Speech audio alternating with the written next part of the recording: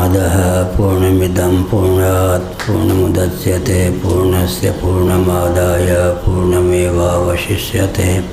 ओम शांति शांति शांति। नामापिते च मधुरं मधुरं स्वरूपं कर्मापिते च मधुरं मधुरा स्मृतिश्च बुद्धिं प्रबोधय प्रभो मधुबोधशक्तिं विद्यां प्रयच्छ परमां परिभावयामि। कोमलं कूजयन् वेणुं श्यामलोऽयं कुमारकः वेदवेद्यं परं ब्रह्म भासतां हृदये मम। कूजन्तं राम रामेति मधुरं मधुराक्षरम् आरुह्य कविताशाखां वन्दे वाल्मीकिकोकिलं निगमकल्पतरोर्गलितं फलं शुकमुखादमृतद्रवसंयुतं पिबत भागवतं रसमालयं मुहुरहो रसिका भुवि भावुकाः। तृणादपि सुनीचेन तरोरपि सहिष्णुना अमानिना मानदेन कीर्तनीय सदा हरि। नारायणाखिल गुरो भगवन्नमस्ते शिवाय नमः शिवलिंगाय नमः। तन्मे मन शिव संकल्पमस्तु सर्वे भवन्तु सुखिनः। नारायण नारायण नारायण नारायण।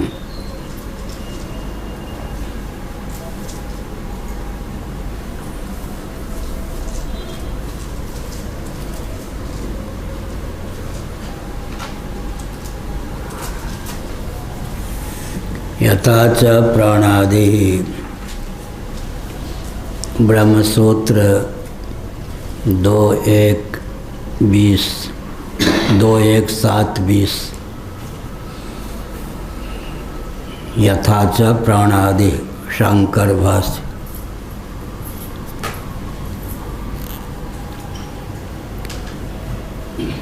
और जैसे कि प्राणादि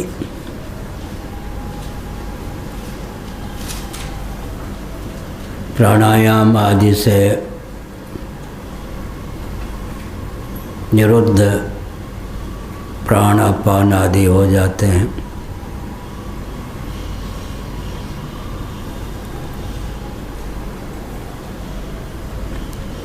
प्राणन क्रिया अपानन क्रिया उदानन व्यानन इन सब को लेकर प्रभेद होने पर भी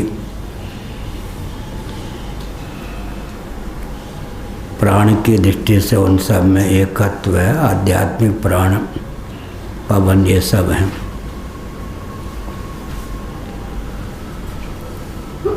क्रिया को लेकर भेद है। तत्वतः आध्यात्मिक प्राण का नाम ही आध्यात्मिक पवन का नाम ही प्राण है। वही संस्थान भेद से और क्रिया भेद से भिन्न भिन्न अर्थ क्रियाकारिता को सिद्ध करते हैं। ऐसे ही कार्य में भेद होने पर भी कारण से कार्य का अनन्यत्व सिद्ध होता है, एकत्व सिद्ध होता है। इसलिए कोई विरोध की प्रसक्ति नहीं।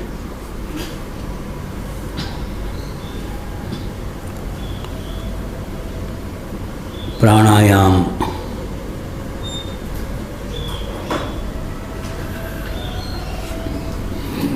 एक और अंतःकरण है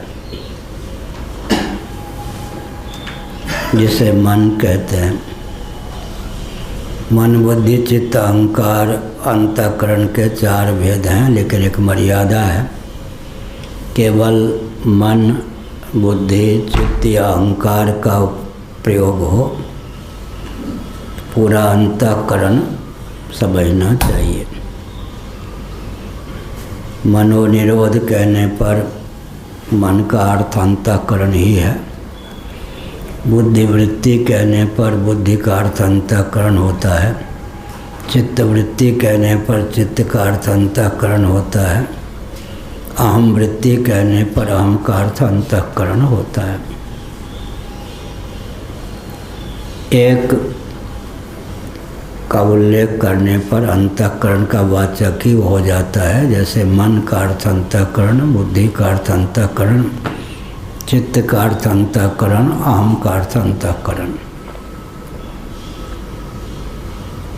कोष की दृष्टि से अंतःकरण के दो भेद कर लिए जाते हैं। मन को लेकर मनोमय कोष, बुद्धि को लेकर विज्ञानमय कोष। चित्त और अहम का अंतर्भाव मन और बुद्धि में हो जाता है। तत्वगणना की दृष्टि से अंतःकरण के 3 विभाग हो जाते हैं। मन विकृति कोटि का पदार्थ हो जाता है, अहम और बुद्धि प्रकृति कोटि के पदार्थ हो जाते हैं। सांख्यों की शैली में 3 भेद। एकोनविंशति मुखा जब विश्व तेजस के लिए कहा गया, वैश्वानर हिरण्यगर्भ के लिए मांडूक्य उपनिषद में, तब 19 की पूर्ति के लिए 5 कर्मेंद्रिय, 5 ज्ञानेंद्रिय, 5 प्राण, 15 हो गए मन बुद्धि चित्त अहंकार। तो अंतःकरण के 4 भेद भी कर लिए जाते हैं। लेकिन अंतःकरण पंचक का भी वर्णन पैंगलोपनिषद आदि में है। जब कर्मेंद्रियाँ 5 हैं, ज्ञानेंद्रियाँ 5 हैं, तब अंतःकरण पंचक भी होना चाहिए।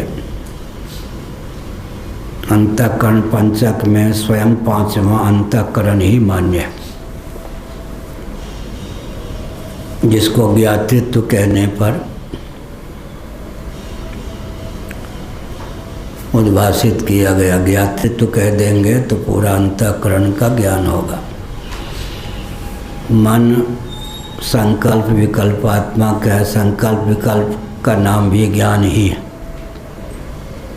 निश्चयात्मिका बुद्धि है, निश्चय का नाम भी ज्ञान ही है।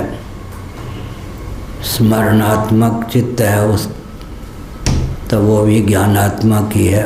अहमिति या गर्व अहंकार के द्वारा होता है, वो भी ज्ञानात्मक।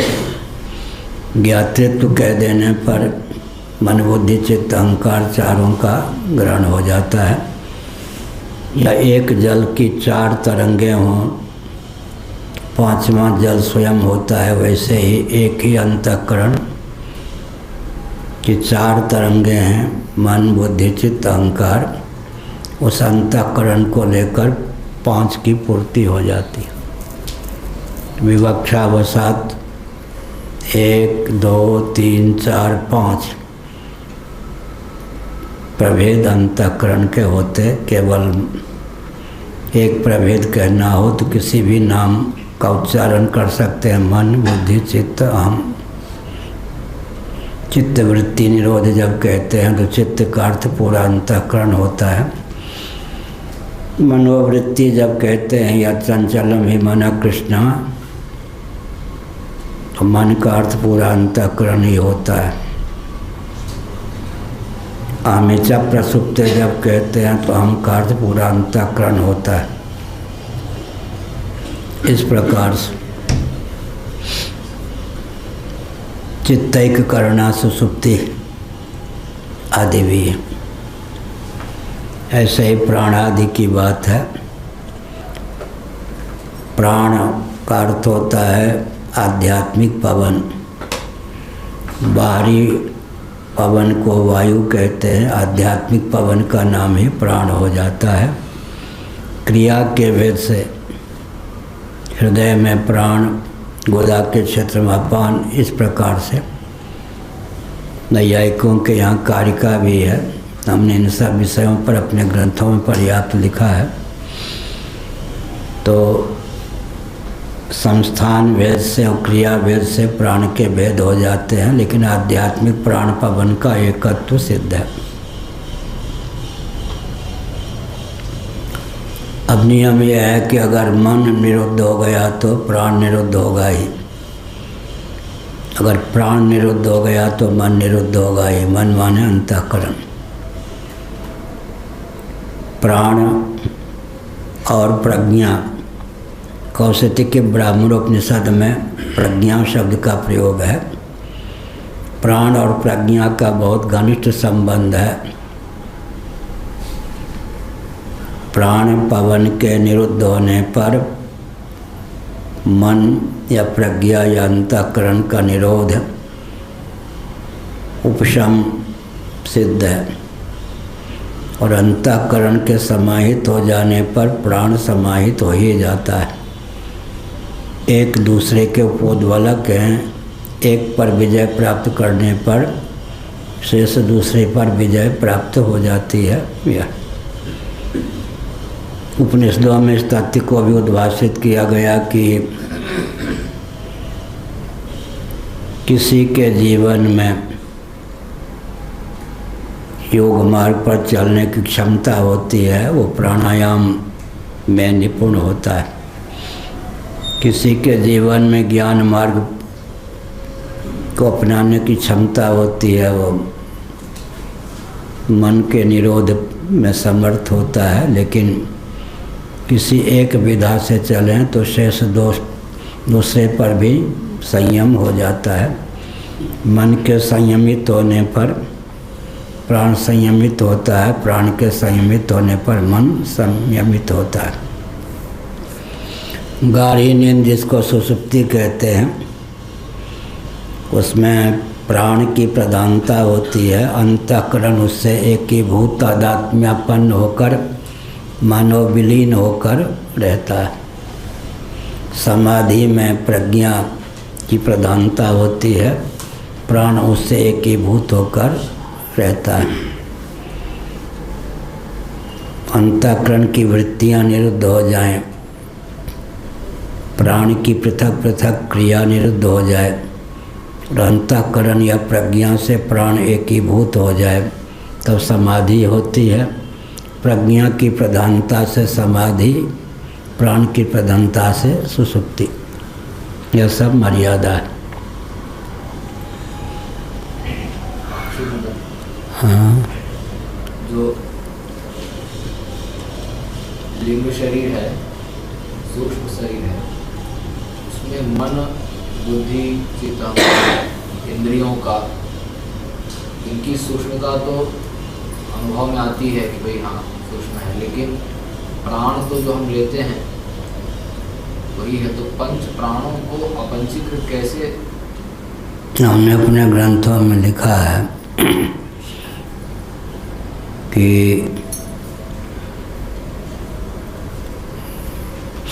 ऐसे सांस लिए बाहर की हवा पंचीकृत है, नासिका के माध्यम से अंदर जाते ही अपंचीकृत कैसे हो जाए?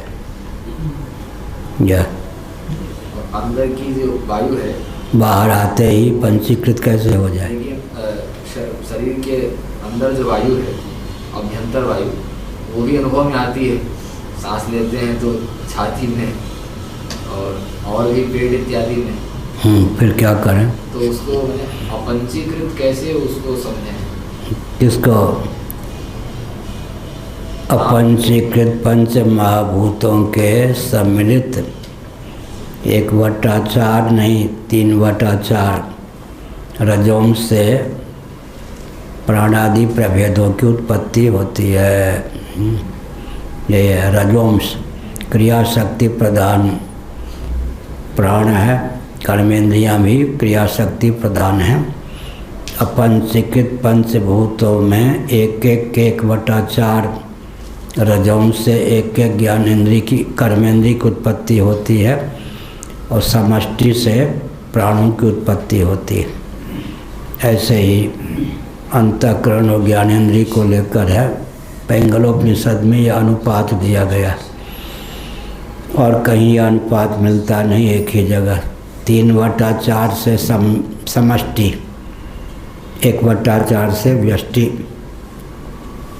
यह अभिप्राय है। इसलिए बीजभूत जो प्राण है वही अपंचीकृत है। अब वो बाहरी हवा पंचीकृत है, उसको नाक के लेते ही अपंचीकृत कैसे हो जाए? तो ये कौन सी फैक्ट्री है कि एक क्षण में ही, और फिर जब सांस छोड़ते हैं मुंह के द्वारा या नासिका के द्वारा, तो बाहर आते ही वो स्थूलता को कैसे प्राप्त हो जाए? ये सब प्रश्न हमने अपने ग्रंथों में उठाया है। श्वेताश्वतर पर भी तो हमारे व्याख्या है, उसमें इन सब का समाधान दिया है। पहला ग्रंथ तो वही है, श्वेताश्वतर भाष्य की बृहद व्याख्या। इसलिए फिर ये जो सूक्ष्म रूप है, सूक्ष्म रूप माने अत्यंत समाधि में स्थित जो स्वरूप है, वही अपंचीकृत वाला होता है। क्योंकि ऐसे तो अनुभव में आती है वायु, अनुभव में आता है शरीरगत वायु जो है, उसको अपंचीकृत कैसे मैंने विचार करें। ये शरीरगत वायुगत जो वायु है उसको क्या पंचीकृत मानते हैं ना? पंचीकृत मानते हैं, लेकिन अगर सूक्ष्म शरीर के अंतर्गत प्राण है तो उसको सूक्ष्म है तो अपंचीकृत मानेंगे। तो शरीर में भी पेट आदि में वायु का अनुभव होता है, तो उसको सूक्ष्म अपंचीकृत कैसे मान सकते हैं? श्वेताश्वतर पर जो बृहद व्याख्या है हमारी, उसको पढ़िए। यहाँ ये है कि जैसे नाक से वाक छोड़े तो आते ही वो पंचीकृत मान्य हो गए, बाहर आते पंचीकृत मान्य है, और अंदर जाते अपंचीकृत। इसलिए वो इनकी जो बीजावस्था है उसी में अपंचीकृत का लक्षण चरितार्थ होता है। क्रिया और स्थान के प्रभेद से तो प्राण अपान इत्यादि प्रभेद हैं, उनको अपंचीकृत कहने में संकोच होगा, जैसे कि आपने कहा और अनुभव की बात।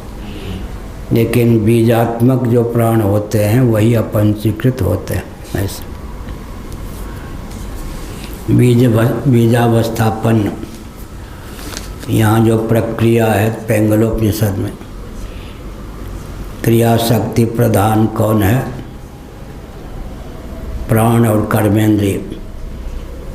प्राणों के साथ कर्मेंद्रियों का तालमेल हो जाए, कर्मेंद्रियां प्राण भावापन्न हो जाएं, तब प्राणमय कोश संज्ञा होती है।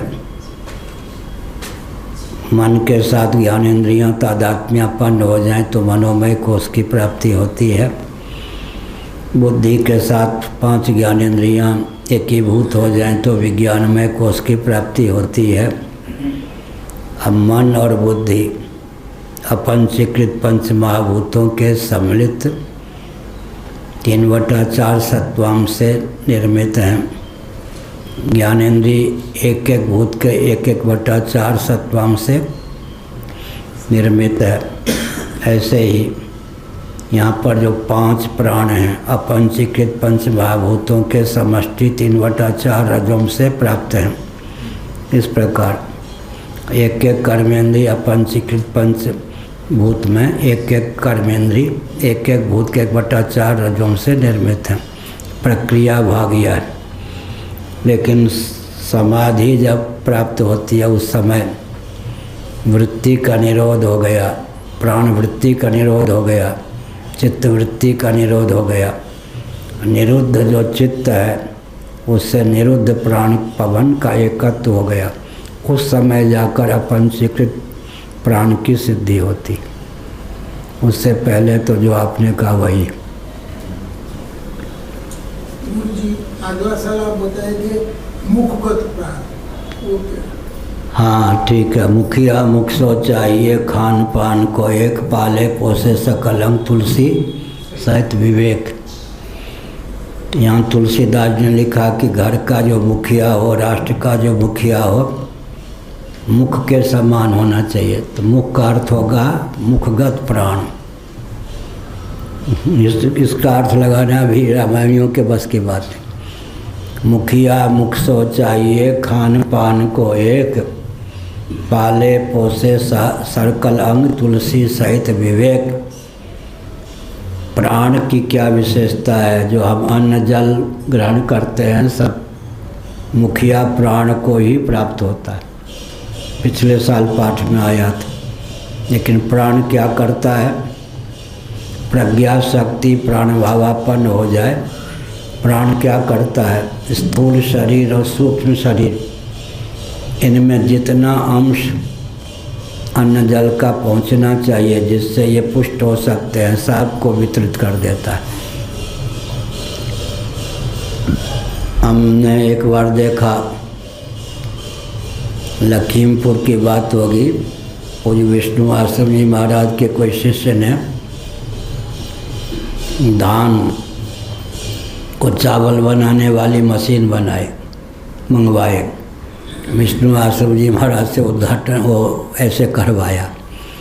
उसमें विशेषता यह कि एक बोरी धान डाल दिए, मशीन में क्षमता थी कि 3 विभाग हो जाता था, भूसी अलग, 1 नंबर का चावल अलग, ऐसा 3 विभाग अपने आप हो जाता था। इसी प्रकार से जो हम ग्रहण करते हैं तो अंदर की जो मशीन है, यंत्र है, उसका अपने आप विभाग, प्राण जो है, प्राण ही असल में अन्न जल का सेवन करेगा, प्राण को ही तो देंगे। भूख प्यास किसके धर्म है? प्राण के। लेकिन वो प्राण क्या करता है? स्थूल शरीर, सूक्ष्म शरीर में जो कर्मेंद्रियां हैं, ज्ञानेंद्रियां हैं, अंतःकरण स्वयं प्राण है, जितने अंश से जिसका पोषण होता है उतने अंश सबको भेज देता है, कोई शोषण नहीं करता। ऐसा यही प्राण की विशेषता है।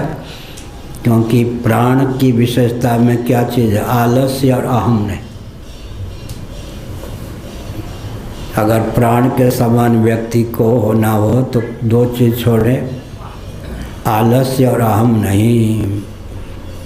इसलिए प्राण 24 घंटे में कब विश्राम करता है? नहीं करता। और यहाँ से कोई नरक जाएगा या स्वर्ग जाएगा या वैकुंठ जाएगा तो विश्राम करेगा प्राण। प्राण रूपी रथ पर आरूढ़ होके तो जाना। प्राण में जो इतनी विशेषता है कि वो सोता ही नहीं है। उसकी चमत्कृति क्या है? अहमिति और आलस्य विहीनता। प्राण आलसी नहीं और अहंकारी नहीं। जीवन में ऐसे महात्मा के पास हम रहे, नैमिष वाले महाराज, 24 घंटे में 2 घंटे सोते थे। बाकी 22 घंटे में 18 घंटे बोलते थे। फर्रुखाबाद का शरीर था, फर्रुखाबाद गंगा तट पर, वहाँ का व्यक्ति सबसे ज़्यादा बोलता है। अब मैं 5 साल तक लगातार उनकी व्यक्तिगत सेवा में था। तख़्त पे रात में सोते, मैं ज़मीन पे सोता। वो 24 घंटे में 2 घंटे सोते, मैं 1.5 घंटा सोता कि उनको जगाना न पड़े मुझे। 5 घंटे तक 24 घंटे में 1.5 घंटे ही सो के रहा। और 24 घंटे में 2 घंटे सोते थे और 22 घंटे में लगभग 18 घंटे बोलते थे। बोले बिना नहीं रह सकते थे। फर्रुखाबाद का हो, गंगा तट का हो, कायस्थ हो, उसकी बुद्धि का पाठ पाना कठिन। और कटक का कायस्थ हो, उसकी बुद्धि का पाठ पाना कठिन होता है। जाजपुर है, कटक है। तो नैमिष वालों के, वो तो ब्राह्मण थे लेकिन फर्रुखाबाद जिला के थे। प्राण क्या विषय चल रहा था? ये जो प्राण है, समाधि दशा में अपंचीकृत प्राण की स्थिति होती है। सामान्य रीति से तो हमने सांस छोड़ा, अपंचीकृत प्राण तत्काल पंचीकृत कैसे हो जाएगा? सांस लिया तो पंचीकृत जो वायु है अंदर जाते अपंचीकृत कैसे हो जाएगा? इसलिए समाधि में जो वृत्ति रहित, वृत्ति, प्राण वृत्ति का निरोध हो गया, मनोवृत्ति का निरोध हो गया, उस दशा में जो प्राण की स्थिति होती है वो पंचीकृत होती है। और एक पेंडलोपनिषद को देखने पर ये चीज़ आई कि जो अपंचीकृत पंचमहाभूत हैं उनका 3/4 जो रजोंश है सम्मिलित, तो उससे तो प्राणों की उत्पत्ति है। और 1/2 भागत्रय शब्द का प्रयोग है, भागत्रय, उसी को हमने लिया 3/4। और तुरीयांश का प्रयोग है, उसको हमने लिया 1/4। तो अब ये रजोंश को ले लिया चौथे भाग में, बाकी के 3 भाग में ले लिया है। हाँ, रजोंश को ले लिया 3 भाग में, 1 भाग में लिया सत्वांश को। तो उसके बाद में जो 1/8 अंतःकरण जो है सम्मिलित है। सम्मिलित को कहते हैं 3/4 प्राण हो या अंतःकरण। और जब वर्गीकरण हो जाता है ज्ञानेंद्रिय कर्मेंद्रिय 1/4 1/4 ज्ञानेंद्रिय में सत्वगुण है, कर्मेंद्रिय में रजोगुण। क्रिया शक्ति प्रधान प्राणमय कोश है, ज्ञान शक्ति प्रधान मनोमय कोश विज्ञानमय कोश है। इसीलिए समष्टि जब लेंगे अंतःकरण तब 3/4 हो जाता है। व्यष्टि जब लेते हैं तो 1/4 1/4 पेंगलोपनिषद के अनुसार तुरीयांश। ये भागत। हाँ, सत्वगुण सत्वांश से तो अंतःकरण और ज्ञानेंद्रियाँ हुई, और रजोंश से प्राण और कर्मेंद्रियाँ। हाँ, वो ज्ञान शक्ति प्रधान, एक कर्म क्रिया शक्ति प्रधान। बीच में हमने रखा है मन इच्छा शक्ति प्रधान। बुद्धि को ले लेंगे तो ज्ञान शक्ति प्रधान, मन को ले लेंगे इच्छा शक्ति प्रधान, प्राण को ले लेंगे तो क्रिया शक्ति प्रधान। प्राणमय कोश का अर्थ केवल प्राण भी होता है। प्राणमय कोश का अर्थ 5 कर्मेंद्रियों के सहित प्राण भी होता है। मनोमय कोश का अर्थ केवल मन भी होता है, 5 ज्ञानेंद्रियों के सहित मन भी होता है। अब बोलते समय क्या होगा? वाक कर्मेंद्रिय है या ज्ञानेंद्रिय? कर्मेंद्रिय। बोलते समय मन उससे एकीभूत हो जाएगा।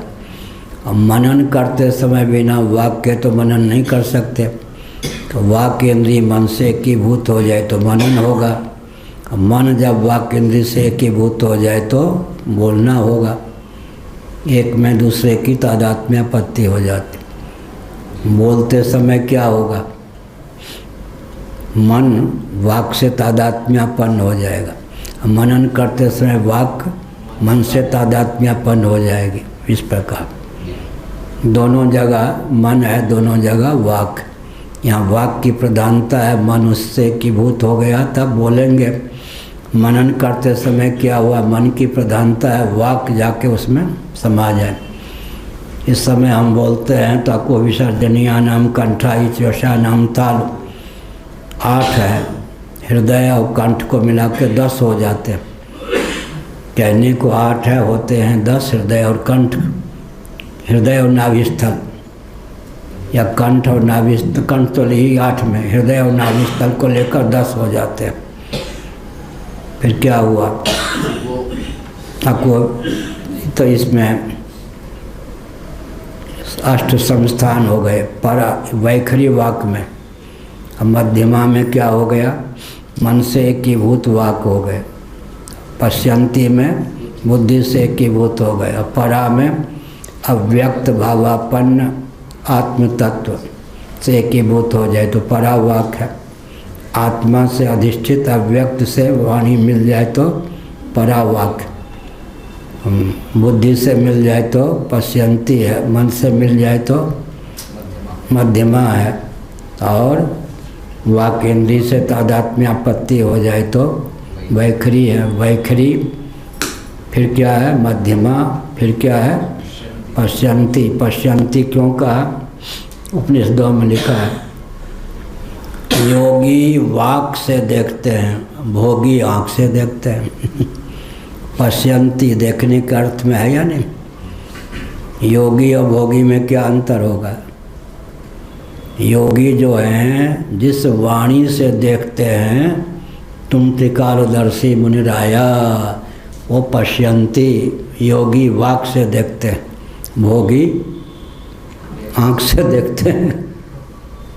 और सर्प चक्षुश्रवा, चक्षु से सुनता है, देखता भी है सुनता भी है। सुनता श्रोत्रेंद्रिय भी नेत्रेंद्रिय के गोलक में सन्निहित हो जाए। सर्प का नाम क्या है? चक्षुश्रवा, चक्षु से सुनना। जो व्यक्ति चक्षु से सुन लेता है, मन से देख लेता है, तो सब योगी होता है। पश्यंती वाक को वाणी से देखना, जिस वाक से योगी देखते हैं उसका नाम पश्यंती वाक है। कहाँ लिखा है? उपनिषदों में। तो उसमें मैं पूछना ही चाह रहा था कि ये ज्ञानेंद्रियां और अंतःकरण को लेकर सत्वांश हो गया, सत्वगुण को लेकर के, रजोगुण को लेकर के कर्मेंद्रिय और प्राण हो गए, तो उसके बाद में क्योंकि ये तमः प्रधान ही कार्य हैं, पंचीकृत पंचभाव हो, तो उसके बाद पंचीकरण की जो प्रक्रिया है इसको क्या तमोगुण प्रधान प्रक्रिया मानी जाए, तमः प्रधान प्रक्रिया मानी जाए? किसको? रजवान से विशुद्ध सत्व से ईश्वर, मलिन सत्व से जीव, तमः प्रधाना प्रकृति।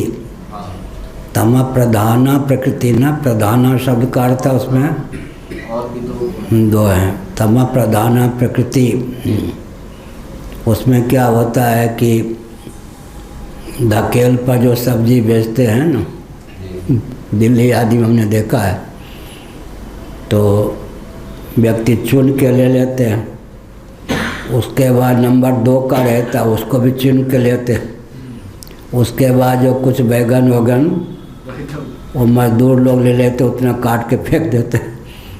ऐसे ही यहाँ पर समझना चाहिए कि तमः प्रधाना प्रकृति में भी, क्योंकि उसका अभिप्राय है गुण विमर्दन न्याय। गुण विमर्दन न्याय में जैसे दीपक है, क्या चाहिए? पात्र भी चाहिए, स्नेह तेल या घृत भी चाहिए, बत्ती भी चाहिए, आग भी चाहिए। तमोगुण का प्रतीक क्या है? पात्र। रजोगुण का प्रतीक क्या? उसमें जल। सत्वगुण का प्रतीक क्या? बत्ती और लौ। तमोगुण आधार, दीपक जलाते ना, पात्र जो है दीप। तमोगुण स्नेह तेल या घी जो है रजोगुण का द्योतक, बत्ती और लौ और सत्वगुण का द्योतक है। गुण विमर्दन न्याय में शेष 2 भी रहते हैं, एक की प्रधानता होती है।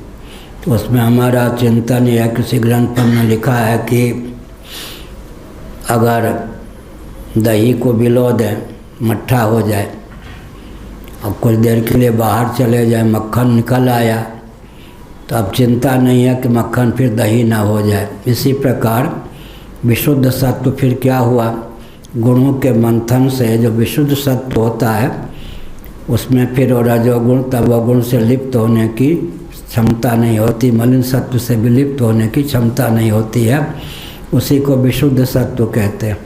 लेकिन सामान्य रीति से गीता में सत्वम रजस तमः, उसमें एक गुण की प्रधानता होती है, शेष गुण 2 होते हैं। और गीता के 4थे अध्याय में शंकर भाष्य के अनुसार ऊपर सत्वगुण हो, बीच में रजोगुण हो, नीचे तमोगुण हो तो ब्राह्मणोचित स्वभाव की प्राप्ति होगी। फिर ऊपर रजोगुण हो, बीच में सत्वगुण हो, नीचे तमोगुण हो तो क्षत्रियोचित स्वभाव की प्राप्ति होगी। और ऊपर रजोगुण हो और नीचे और बीच में कुछ और हो जाए तो वैश्योचित स्वभाव की प्राप्ति। ऊपर तमोगुण हो, उसमें भी तमोगुण ऊपर हुआ, बीच में सत्वगुण, नीचे रजोगुण, तमोगुण ऊपर हुआ, बीच में रजोगुण, नीचे सत्वगुण, अनेकों भेद हो जाते। गुण तो 3 ही हैं, लेकिन शंकराचार्य जी ने गीता के 4थे अध्याय के भाष्य में लिखा 3 को ही 4 कर लेते हैं। उसी से ब्राह्मण क्षत्रिय वैश्य शूद्रोचित स्वभाव की प्राप्ति हो जाती है। फिर गुण विमर्दन न्याय से अनेकों प्रकार के प्रभेद होकर वर्ण संकरता इत्यादि के स्वभाव का भी संक्रमण हो जाता है। 3 है तो 50 का मार्ग प्रशस्त हो गया। एक की प्रधानता, 2 सत्वगुण ऊपर, रजोगुण बीच में, नीचे तमोगुण। रजोगुण ऊपर, बीच में सत्वगुण, नीचे तमोगुण। तमोगुण ऊपर, बीच में रजोगुण या बीच में सत्वगुण आ गया। ये सब फिर तारतम्य घटित स्वभाव में भेद होता है। कहाँ चल रहा था? अभी शुरू नहीं हुआ था।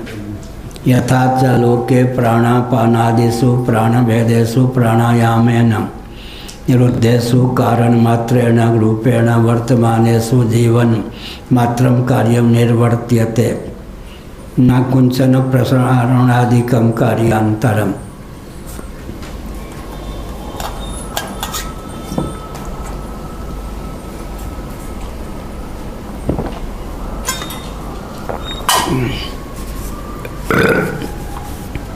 जैसे कि लोक में प्राण अपान उदान व्यान समान 5 कर्मेंद्रियां हैं, 5 ज्ञानेंद्रियां हैं, 10 मन बुद्धि चित्त अहंकार 14। उपनिषद की एक प्रक्रिया है, हमने किसी ग्रंथ में विस्तार पूर्वक लिखा। प्राण के भी 14 प्रभेद हो जाते हैं, क्योंकि उपोद्बलक तो प्राण ही है।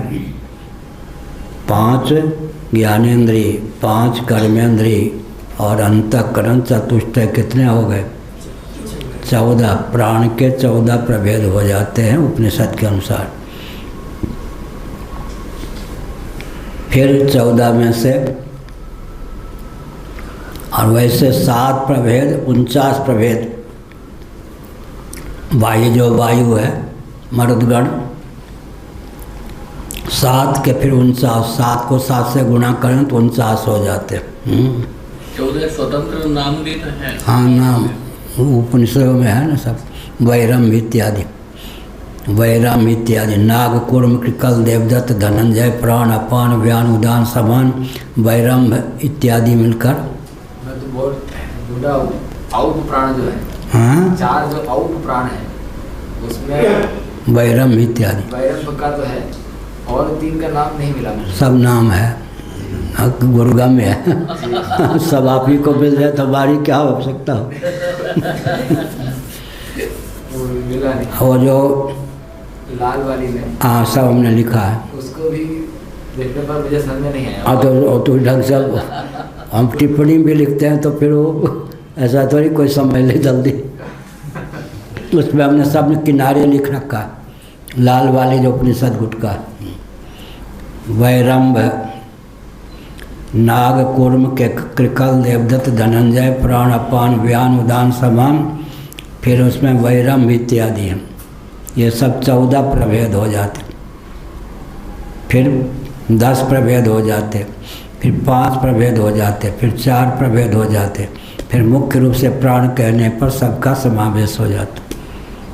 14, 10, 5, 1, 2 प्रभेद प्राणापान, फिर 1 ऐसे। यथा च लोके प्राणापानादिषु प्राण भेदेषु। क्या होता है कि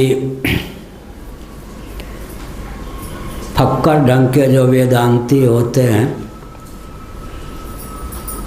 पहले प्रक्रिया पर बहुत बल देते थे। पुराने वेदांती पंचदशी आदि का अध्ययन बहुत बढ़िया चलता था। ये हरिद्वार के जंग वन में जो रहते पंचदशी जरूर पढ़ते थे। उसके बाद एक पूज्य स्वामी अखंडानंद जी महाराज का योग चला, संतों के नाम पे प्रभाव। एक बार रजनीश का चला था, हवा चली थी, फिर पूज्य स्वामी अखंडानंद जी महाराज की हवा चली। उसमें उन्होंने प्रक्रिया भाग को बल नहीं दिया। प्रक्रिया भाग को बल न देने पर क्या होता, बाल से खाल निकालना, बाल से खाल निकालना, वो प्रक्रिया भाग को बल न देने पर नहीं होगा। तो आत्मा के नाम पर कितना अंश मन जुड़ गया, कितने अंश में बुद्धि जुड़ गई, कितने अंशों में चित्त जुड़ गया, कितने अंश में अहंकार जुड़ गया, ये नहीं समझ में आया।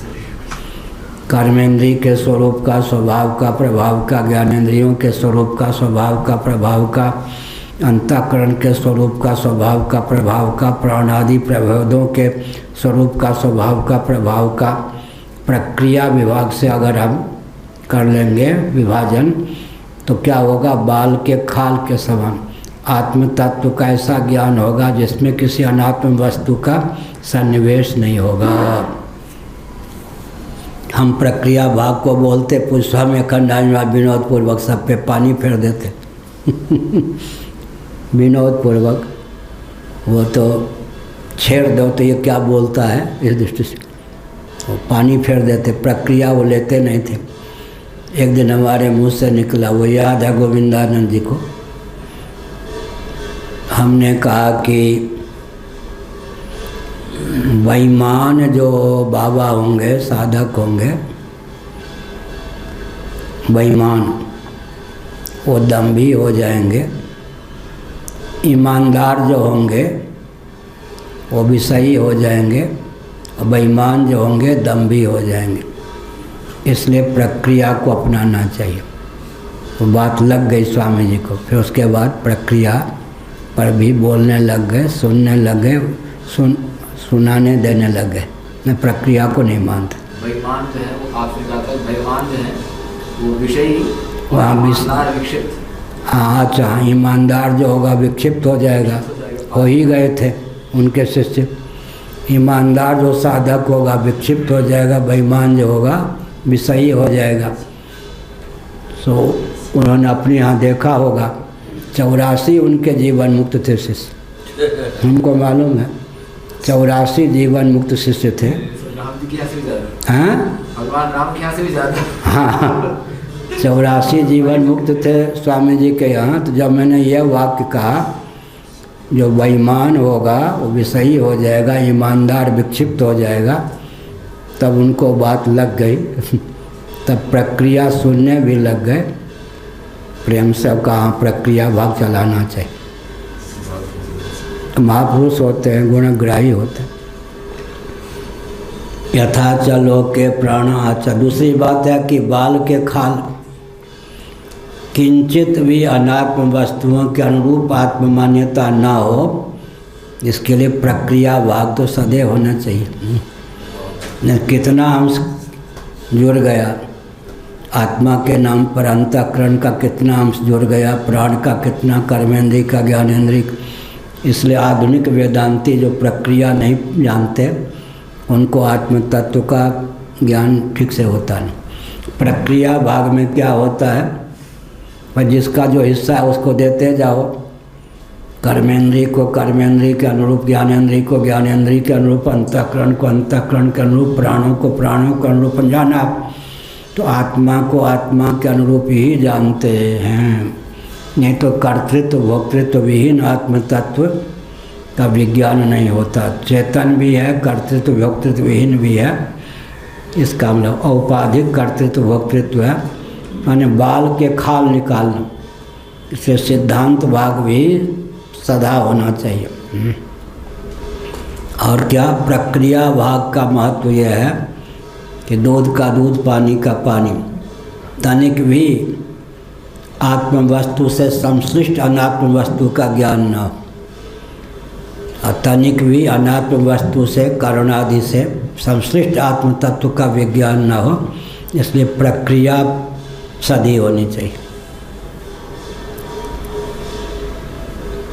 प्रक्रिया को कहते हैं 15 प्रक्रिया है पंचदशी में। किसी एक विधा से तत्व ज्ञान प्राप्त कर ले, प्रक्रिया। 15 प्रक्रिया अगर सदी है तो फिर क्या कहना। यथा चलो के, इसलिए हमने प्रक्रिया भाग पर बहुत बल दिया। क्यों? 50 बार हमने योग वासिष्ठ का अध्ययन किया था नैमिषारण्य में, वहाँ पर ऋषिकेश में 50 बार। सिद्धांत तो हमारा एकदम परिमार्जित। एक बार बांध पर गए नैमिष वाले महाराज, हरिवाजी के बांध। तो वहाँ वो तो विचित्र थे, किसी महात्मा के पास किसी को जाने नहीं देते थे। हम चुपके से दोपहर में चले गए। पूज्य स्वामी अखंडानंद महाराज भी थे हरिवा के यहाँ। उन्होंने कहा ब्रह्मचारी कुछ सुनाओ। हमने सुनाया, गदगद हो गए योग वासिष्ठ की दृष्टि से।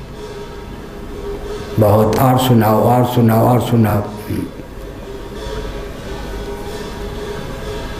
तो योग वासिष्ठ तो हमारा सदा हुआ था, क्या सिद्धांत भाग। लेकिन पंचदशी पढ़ने पर वृंदावन में आकर प्रक्रिया भाग भी सद गया। प्रक्रिया भाग भी याद है, सिद्धांत भाग भी याद है, तो डमाडोल नहीं हो सकता। हाँ, यथा चलो के, लो जी 7 मिनट रह गए, प्रक्रिया ही हो गई आज। का काम। यथा च लोके प्राणापानादिषु प्राणभेदेषु प्राणायामेन निरुद्धेषु। लोक में देखा जाता है कि प्राण, अपान, उदान, व्यान, समान ये सब प्राण के प्रभेद हैं। प्रभेद में प्राण का भी नाम है, फिर अपान है, उदान है, व्यान है, समान है। स्थान भेद से, क्रिया भेद से अपान वायु कहते हैं। अपान वायु अधोभाग में चला जाए तो उसी का नाम अपान हो जाए। क्रिया भेद से, स्थान भेद से प्राण के प्रभेद हो जाते हैं। प्राणायामेन निरुद्धेषु, प्राणायाम के द्वारा वो प्राण भेद का निरोध हो जाता है, मूलभूत प्राण ही शेष रह जाता है। वही कारण मात्रेण रूपेण, तब कारण भावापन्न होकर ही आध्यात्मिक प्राण शेष रहता है। वर्तमानेषु जीवन मात्रम कार्यम निर्वर्त्यते, बस जीवनी शक्ति बनी रहती है। समाधिस्थ व्यक्ति होता है ना, तो जीवनी शक्ति तो बनी रहती है, लेकिन प्राण, अपान, व्यान, उदान, व्यान, समान विभाग की वहाँ प्राप्ति नहीं होती, लेकिन जीवन कला का विलोप नहीं होता। और अगर 1000 वर्ष या 1 वर्ष भी कोई समाधिस्थ रहेगा, शरीर तिल बल भी ऊपर नीचे अगल बगल नहीं होगा, जो कहते हैं परपेंडिकुलर, लंबाईमान ही रहेगा। ये विशेषता होती। नींद आ गई तो यूँ करेगा। समाधि में एक तिल भी ऊपर नीचे अगल बगल शरीर नहीं होता। यही कहा निरुद्धेषु कारण मात्रेण रूपेण, प्राण भी आध्यात्मिक पवन विभेद क्रिया स्थानगत जो विभेद है उससे निरुद्ध होकर केवल जीवनी शक्ति के उद्दीपक मात्र से प्राण शेष रहता है। वर्तमानेषु जीवन मात्रम कार्यम निर्वर्त्यते, वही जीवनी शक्ति बनी रहती है। एक महात्मा को तो शिष्यों ने मरा हुआ समझ कर गंगा में डाल दिया था। बहुत पुरानी घटना, उनका नाम मैं भूल गया। शिष्यों को समाधि की पहचान नहीं थी, और जीवित ही महात्मा तो समाधि गंगा में डाल दिया, शरीर पूरा होगा समझ के। वर्तमानेषु जीवन मात्रम कार्यम निर्वर्त्यते, जीवनी शक्ति तो बनी रहेगी, बाकी कोई नाकुंचन प्रसारणादिकम कार्यम, आकुंचन प्रसारण ये सब नहीं। शरीर परपेंडिकुलर होकर रहेगा, सब शरीर से दुर्गंध इत्यादि की प्राप्ति होती है, उसके शरीर से दुर्गंध इत्यादि नहीं। चेतना शक्ति उद्दीप्ति बनी रहेगी, सात्विकता बनी रहेगी, ओज बना रहेगा, लेकिन आकुंचन प्रसारण इत्यादि जो प्राण प्रभेद को लेकर चेष्टाएं हैं वो नहीं होंगी पृथक से। तेस्वेव प्राण भेदेषु पुनः प्रवृत्तिषु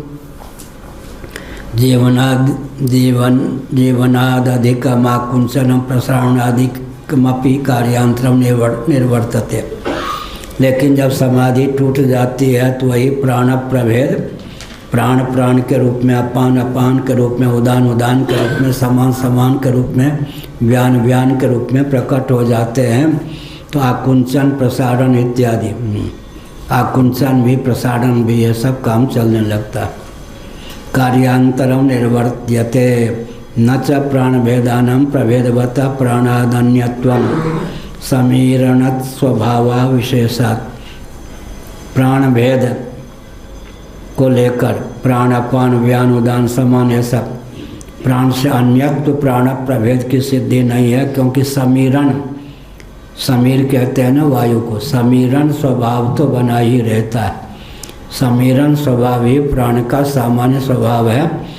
विभाग जो होता है प्राणन, अपानन, उदानन ये सब को लेकर प्रभेदगत समाधि में बस जीवनी शक्ति के उद्दीपक प्राण शेष रहता है, बाकी सब स्तंभित हो जाते हैं, निरुद्ध हो जाते हैं। एवं कार्य से कारणात् अन्यत्वम अनन्यत्वम। इसी प्रकार कार्य जो है कारण से अनन्य हो जाता है। इसका मतलब प्राण अपने प्रभेद को छोड़ दे तो मौलिक जो जीवनी शक्ति है तद्रूप में ही प्राण प्रभेद शेष रहते हैं। उसी प्रकार से यहाँ कहना चाहिए कि अगर कार्य क्या हो जाए, कारण से एकीभूत होकर रह जाए, पृथक पृथक अपनी अर्थक क्रियाकारिता को छोड़ दे तो कार्य फिर क्या होता है, कारण भावापन्न होकर ही शेष रहता है। कार्य की पृथक से अर्थक क्रियाकारिता चेष्टा सिद्ध नहीं होती। समीरण स्वभाव विशेषात, समीरण वायु अविशेषात कोई विशेषता को प्राप्त नहीं, माने समीर सामान्य होकर ही समाधि में रहते। एवं कार्य से कारणात् अनन्यत्वम, इसी प्रकार से अगर तत्त क्रियाकलाप को छोड़ दें तो कार्य जो है कारण भावापन्न होकर ही शेष रहता है। अतश्च कृष्ण से जगतो ब्रह्म कार्यत्वात्, ऐसी स्थिति में यही सारांश होता है कि संपूर्ण जगत ब्रह्म का कार्य होने के कारण अनन्यत्वाच्च, वो ब्रह्म से अनन्य ही है, एकीभूत ही है, पृथक नहीं। सिद्धैसा श्रौति प्रतिज्ञा, इस प्रकार से श्रौति प्रतिज्ञा माने श्रुति सिद्ध जो प्रतिज्ञा है सिद्ध है। या ये न श्रुतम श्रुतम भवति अमतम मतम अविज्ञातम विज्ञातम, छांदोग्य 6:1-3 इति। जिसको सुन लेने पर अश्रुत भी श्रुत हो जाता है, जिनको जान लेने पर अमत भी मत हो जाता है, अविज्ञात भी विज्ञात हो जाता है। अर्थात कुछ श्रोतव्य, मंतव्य, प्राप्तव्य, कर्तव्य, विज्ञातव्य शेष नहीं रहता इति। बढ़िया, घंटी भी बज गई। नारायण अखिल गुरो भगवन नमस्ते शिवाय नमः, शिवलिंगाय नमः। तन्मे मन शिव संकल्पमस्तु, सर्वे भवन सुखिनः। नारायण अखिल गुरो भगवन नमस्ते नारायण।